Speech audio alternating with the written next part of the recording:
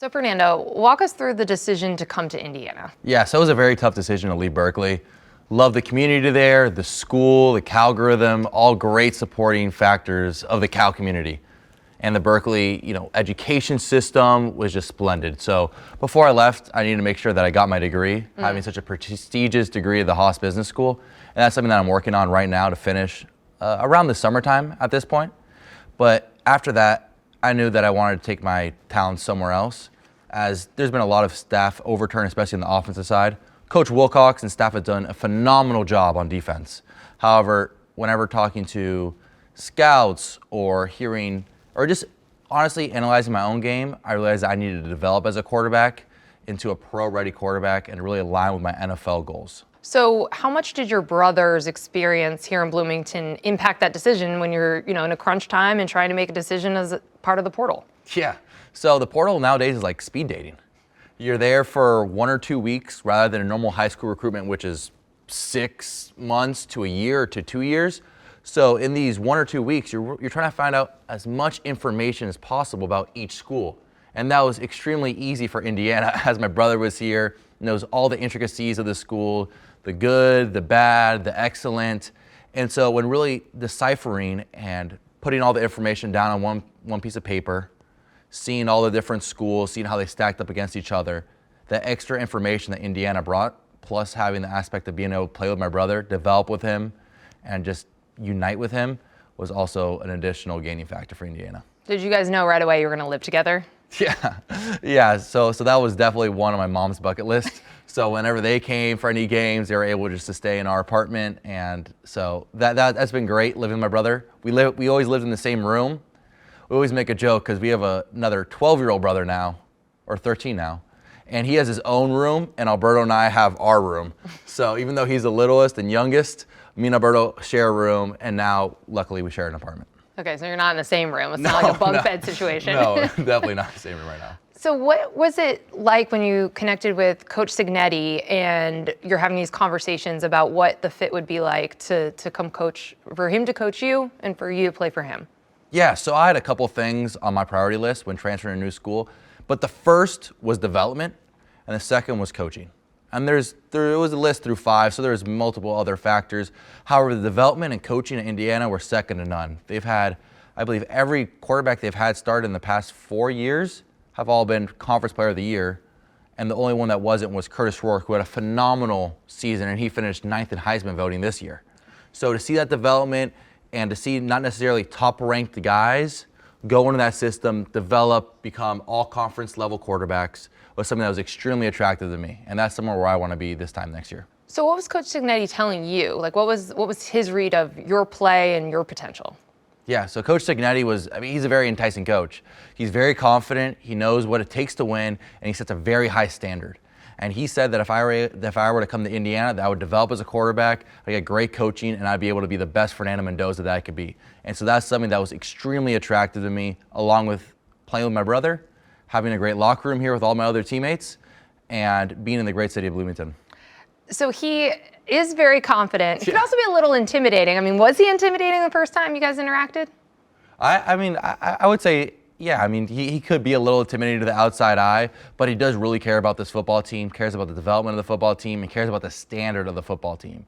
So for all those things, he doesn't take a day off, which is extremely motivating to see as a player, to see a coach who every single day watches a ton of film, really upholds the standard, and is making sure our team is the best that it could be. He does seem to watch a lot of film. That was something that he was talking about, all these different cut-ups. I mean, it seems like he was probably already familiar with your play because he watches everyone, not just the Big Ten. Was he giving like specific feedback on specific plays you had? Like, was he secretly part of the Calgorithm?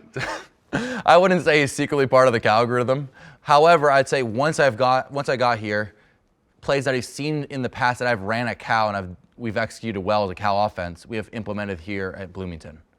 So that's something that combining both offenses, combining a couple plays from Cal that have done well, put them in the offense, sprinkle them into already a fantastic offense. I believe they were, a top 1, top 2 offense last year the nation, Indiana was. So to grab a couple of those plays I executed really well at Cal, sprinkle them in Indiana is only going to elevate us. Is there pressure coming in off of a season like they just had? Obviously getting to the college football playoff, but like you said, I mean, they were one of the best offenses in the country, and now it's your turn to take care of it. Yeah, so, I mean, I see it as an opportunity. I see it as a great opportunity. I'm extremely grateful to be able to play for such an amazing offense. But at the same time, I realized I was brought in here to do a job, and I believe in myself, and I'm confident in myself that I can do that job to the best of my ability, and that I can get us with all the teammates and all the coaching staff back to the college football playoff. You mentioned that one of the things you were looking for when you came into the portal was for a place that can help you get pro ready. And the way that this offense runs certainly has that. I mean, you're going to be in the pocket more, going through progressions. How much is that going to challenge you to become a more well-rounded quarterback? Becoming a well-rounded quarterback is so valuable in today's day and game, especially when you're looking to go to the draft and teams are evaluating, hey, how would Fernando fit in my system? However, since Indiana has so many different aspects of the game and they really put it all together in such a successful offense, I'm able to develop that. And through the first couple of spring practices, there were some growing pains. I'm not going to sit here and lie to you about that. However, now in practice 11 and going all the way through practice 13, those are intricacies and details that I've improved on. And I'm very fortunate to be able to have improved on rather than having that learning curve when I get to the NFL. So your brother has spent more time with this playbook Yes. than you have. So how helpful is that to have when you're, trying to get this crash course? Yeah, it's extremely helpful as we have a new quarterback coach, Coach Chandler Whitmer, and he's been phenomenal. He's been a blessing to our quarterback room. And Alberto, was actually the only quarterback in our quarterback room now that was a participant of last year's team. So being able to get the crash course of the offense from both of them has been amazing, has increased my knowledge of the game exponentially. I've been processing so much faster. My footwork's been better. My decision-making's been a lot better as well. So having that from my brother, who's seen all these plays, has seen a very successful quarterback in Curtis O'Rourke operate the system at an extremely high level. And to see that, having Alberto's experience, Coach Whitmer's experience, Coach Shanahan's, and Coach Cignetti just makes it a perfect storm. So he is getting reps, like we saw him at practice. Did you bump him down the depth chart? Like, what was his feeling when he first said, like, yeah, come here, but this might take snaps away from me? Yeah, so nowadays with Indiana being such a football powerhouse and the transfer portal, it honestly is quite a whirlwind of an entire process and how, especially the quarterback position works nowadays. I believe that I saw a stat that it was around 65% of all starting quarterbacks have transferred at some point. And although you want to be loyal to your school, and I believe, and it still breaks my heart that I needed to leave Berkeley and leave Cal, as my heart still goes out to them. I wish them all the best, and I really did love that community. At some point, there's always that you need to go to a different venture. You need to branch out and maybe push yourself a little more in order to grow a little more. And that might be, and that was a risk that I was willing to take. However, at the same time, Indiana already stated to Alberto that they were going to bring somebody in to be the pronounced starter at the beginning of the year. And I had full confidence that Alberto would be able to compete with anybody. Like, he competes with me. I mean, he has a lot of the better practices than I do, as he's a phenomenal quarterback. But at that moment where it was like going to be somebody else, I was like, might as well just be me. I get the coaching development. I leave. He takes over. It'd just be a great situation. Yeah, just like Mendoza to Mendoza. Yeah. So it wasn't like he was going to be given the job. Obviously, we always need to compete for everything. Yeah. I'm still competing with my little brother. We're going back and forth. The starting quarterback has not been announced, but it was either myself or somebody else for that position. Do you ever think back to when you're being recruited and just the idea, like, you might have gone to an Ivy League school, like, just to go from all of that to now the Big Ten and a team that just played in the college football playoff? It's crazy, and I'm extremely large in my faith, and so is my family, and my mom and dad have instilled in me. And it truly is absurd to feel that if Cal hadn't come calling, I would be at an Ivy League school, and how different my life would have been. Maybe I wouldn't even be playing football anymore. Maybe I would be in banking or whatever, a lot of the kids do at Yale. So to have both those opportunities, Yale and Cal, I'm extremely grateful for, and I'm just really trusting in God's plan for me. So. Growing up in Miami, was the dream to play for Miami, to be a Hurricane? Yes, the dream was to play for Miami as a Hurricane. And once I entered the transfer portal, Miami was recruiting me. However, it didn't work out on both parties. However, I do wish Coach Cristobal and the Miami staff the best of luck this season, as they are phenomenal people. Coach Cristobal is also a fellow Cuban. He also went to our high school, Christopher Columbus. So there's a lot of ties there, and he's a phenomenal human being. However, it just didn't end up working out, especially with timing, as Indiana's season got finished a little earlier than Miami's, because Miami had a very late bowl game and kind of the whole sense of it. But it was always a dream. I actually live on the U Miami campus. I could walk to their practice field pretty easily. I'd say it's a 5-minute walk, if that. And yeah. There's not a lot of Cuban college football players. I mean, how much of a point of pride is that? Yeah, it's a huge point of pride. And all my grandparents, born and raised in Cuba, 3 in Havana, 1 in Santiago. And so I'm extremely grateful for all the hardship that they've been through coming over and the whole part of being an immigrant and starting from the ground up and really laying a foundation. So myself, my brothers, my cousins, we could all have a very fulfilled and opportunistic life. So, I mean, it's extremely cool. And I know there's some other Cuban players out there, like the Kentucky quarterback, Zach Calzada. And so that is extremely cool to see, and look forward to putting on for the Hispanic community. I know you've been to Cuba, and I know it was kind of a transformative trip. Can you tell me about it? Yeah, so my grandfather is extremely engulfed in history, our family's history. He always sent us emails, texts. I mean, he's the best about our family's history. And so we actually took a trip back to Cuba, my grandfather and Alberto and I. And we went back, we saw some cousins who ended up staying in Cuba, and just saw the community as a whole. And it was a very transformative experience. Cuba is a beautiful country, beautiful nation. However, right now I would say it's under some growing pains, to put it lightly, and not to get, don't want to get political, it's a football show. But yeah, no, it was really cool to see. It was very transformative, and it really showed my brother and I how grateful we are for the opportunity that our grandparents took a risk coming to the United States, as they were extremely comfortable in Cuba. Similar to I was very comfortable in Cal, taking the risk to Indiana. I mean, it could pay off. I could look back and be like, oh, well, maybe I should have stayed over there with the algorithm. But it was a risk that my grandparents and I were both willing to take, and both extremely grateful for, and both looking forward. So your grandparents had mango trees in their backyard when you guys were growing up. So tell me a little bit about this, because it sounds like you and your brother were entrepreneurs. Yeah. So my brother and I, we always hung out together, and at that point, there wasn't much technology. I would say it was the Wii was out, and so that was the big thing. But at a certain point in time, my parents cut us off. They're like, you only get an hour a day on weekends and stuff like that. So we needed something to do with our free time. And we actually have a mango tree in our backyard, and our grandparents have a mango tree in their backyard as well. And we live on the same block. So a couple houses over, and it's their house. And we also had a couple other neighbors who also had mango trees that we're essentially like family friends with, or they say in Cuba, Cuban cousins with. So my brother and I, we respectfully asked my grandparents, the neighbors, and our parents if we can take the mangoes. They're like, yeah, sure, because there's so many mangoes during that summer mango season that at some point you could only take so much mango before they go rotten. And I think they just wanted, when Alberto and I were 6th graders, they were like, ah, sure, these kids can have it.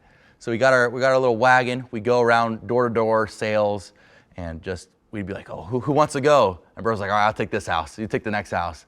And so it was always going door to door sales, saying, hey, we have better prices than Publix, better prices than Kroger's, all the other supermarkets. We're here right now. We can give you a deal. We just need cash.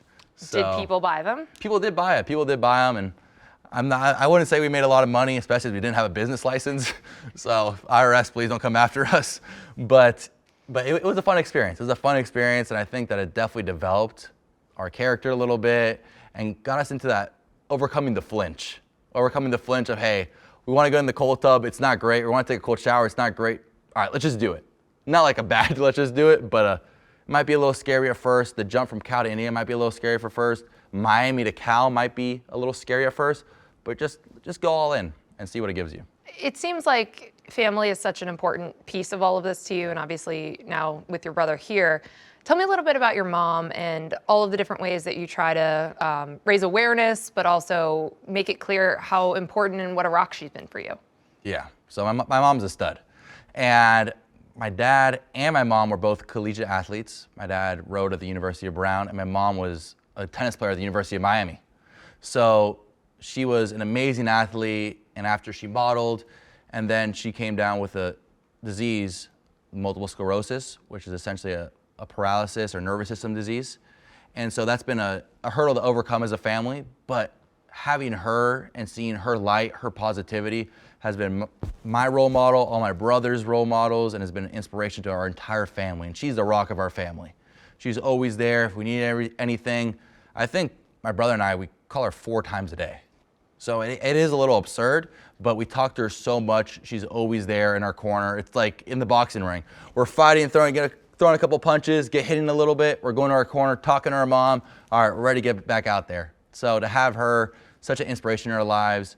When I was back at Berkeley, I thought I need to do something for my mom. So I partnered with a local burrito store called La Burrita with my friend Beck O'Kelly. And we created this Mendoza burrito where all the proceeds would go to the National MS Society. And that was a little thing of overcoming the flinch. All right, I don't know if I want to do this. It's a little, screw it, let's make a burrito for my mom. And we did it, and we ended up, the sales actually came in yesterday, and we ended up making over 11 grand. So it was great, and it all goes to the National MS Society. And I'm extremely grateful for everybody that participated in it, bought a burrito, and I know that it gave positive light on my mom, which deep down in my heart, I was even more thankful for. And are there plans or hopes that you'll be able to do something in Bloomington? Yes, there are hopes. Although I love football, I love getting involved in the community, and that's something I look to do in the future. So that is something that I look forward to doing this season. So you said both of your parents were college athletes, but it sounds like your youth football career did not start, like this was not preordained, or this was not your destiny necessarily? Yeah, so to all in fairness, my both parents were collegiate athletes. However, my mom was the athletic one. She played tennis. My dad, rowing crew, which is more on the mental side, especially as you need to have a very strong upper body. And it's more of like a cross-country track sport, like against your own time, rather than really moving out on the field, making juke moves, and really having that hand-eye coordination. So as my youth football career, I was always the third string, second string, as I've been all my career. Actually, Indiana is probably the first place I've ever been one of the top guys in the quarterback room to start off, as my brother and I and Grant Wilson are all the top guys in this quarterback room. So as a kid, I've always been the defensive end, the tight end, the quarterback. But my parents, my mom especially, was always like, you want to be like, because I wanted to be a quarterback. She's like, if you want to be a quarterback, you stick to the quarterback. Have that confidence, even though I was terrible. Like, I look back at some point, and the way the 6th graders throw the ball now, even elementary school kids throw the ball now. I mean, I was just launching a grenade every single player, just shot putting the ball. So I definitely came a long way, but to have that confidence instilled from my parents that you could do this. Although I would kind of look at myself and, hey, I might have only completed 3 balls in this entire game. Like, maybe I should switch to tight end or something, was something that was very fulfilling to me, and it comes full circle.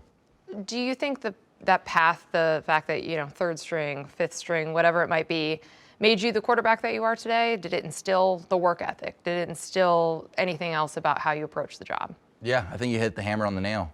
I would say the work ethic, the belief, and the point of, I mean, my football idol is Tom Brady. And he always said, when he first got in, whenever my opportunity was, I knew I was gonna get an opportunity at some point, I wanna make the most of my opportunity. And when I was a 3rd string, 2nd stringer, as Tom Brady also said, is when I would go out there for my 2 reps, 3 reps, 4 reps, I'd make those like the Super Bowl. So I made sure to make those reps when I was 3rd string, 2nd string, like the Super Bowl. Even though I wouldn't play on game days, even though I'd barely practice, I made sure those reps, I would look for those reps all day in school, and then be like, let's go. I have my 6 reps, I have my 10 reps. So having that and being so engaged with the playbook, being engaged with your work ethic, and really believing in yourself and just doing the extra work and motivating, like, hey, the starter might not be doing this. Let me do this. Although he might be more talented than me, at some point, it's gonna the work ethic's gonna compound, and I'm gonna rise to the top and be able to compete at one day at a starting level. People were really surprised last year when Coach Cignetti promised great things for Indiana football. Yeah. What's been his message about this coming season? What's he telling you guys, and that we're gonna be surprised to see? Yeah, so to Coach Cignetti, there's no surprise about the success. And that's the standard, and that's what he thinks we're gonna do this year, and that's what he knows we're gonna do this year. And that is a big reason why I came here, because I really wanna win football games. I wanna be in a double-digit win category. And that is something that we all know we could do here. We have the team to do it, we have the talent to do it, we have the coaches to do it. So we just got to go out and do it.